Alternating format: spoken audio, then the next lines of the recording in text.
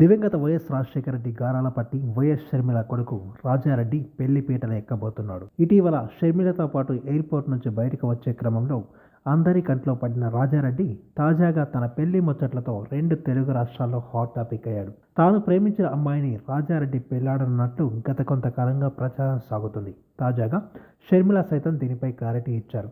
ఫిబ్రవరి 17న తన కుమారుడు వైఎస్ రాజారెడ్డి వివాహం జరగనున్నట్టు వైఎస్ షర్మిల వెల్లడించారు. ఈ మేరకు ఆమె ట్వీట్ చేశారు. అట్లూరి ప్రియతో రాజారెడ్డికి వివాహం జరగనున్నట్లు తెలిపారు. అందరికీ నూతన సంవత్సర శుభాకాంక్షలు. నా కుమారుడు రాజారెడ్డికి అట్లూరి ప్రియతో జనవరి 18న నిశ్చితార్థ వేడుక నిర్వహించనున్నాం. ఫిబ్రవరి 17న వివాహం జరగనున్నది.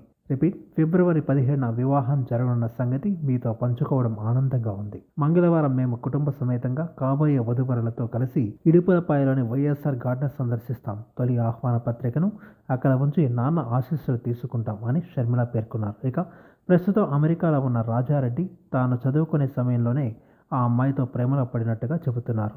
రాజారెడ్డి పెళ్లి చేసుకోబోయే అమ్మాయి ఎవరో కాదు, ప్రముఖ రెస్టారెంట్ చైన్ చట్నీ సంస్థల అధినేత అట్లూరి విజయ వెంకట ప్రసాద్ మనవరాలు ప్రియా అట్లూరి. ఆమెకు యుఎస్ పౌరసత్వం ఉంది.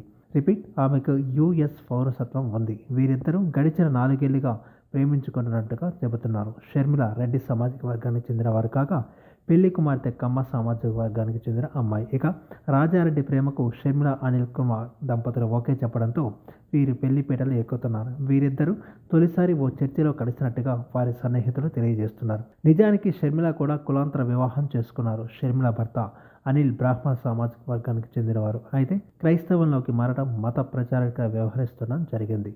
పెళ్లిపీటల మీదకి ఎక్కనున్న రాజారెడ్డి విషయానికి వస్తే అతను అమెరికాలోని డల్లాస్ వర్సిటీలో బ్యాచులర్ ఆన్ బిజినెస్ అడ్మినిస్ట్రేషన్ కోర్సును పూర్తి చేశారు. ఏది ఏమైనా రాజారెడ్డి ప్రియుల పెళ్లి 2 తెలుగు రాష్ట్రాల్లో ఇప్పుడు వైరల్గా మారింది. ఈ వీడియో మీకు నచ్చినట్టయితే లైక్ చేయండి, షేర్ చేయండి, కమెంట్ చేయండి, సబ్స్క్రైబ్ చేయండి.